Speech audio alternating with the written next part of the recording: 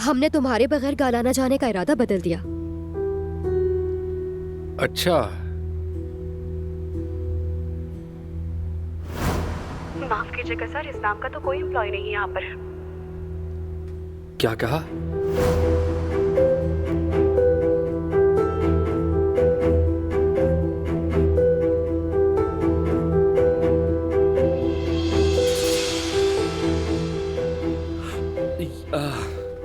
यास्मीन का दिल नहीं माना और इसने कहा हारून को भी साथ लेकर गालाना चलते हैं।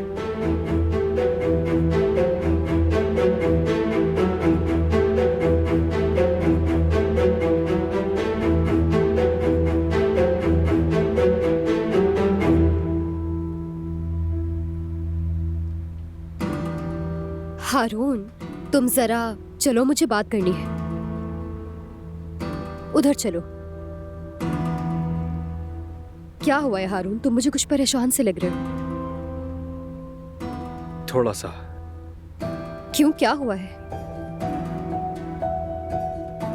ये लड़का हमसे झूठ बोल रहा है। कैसा झूठ हारून?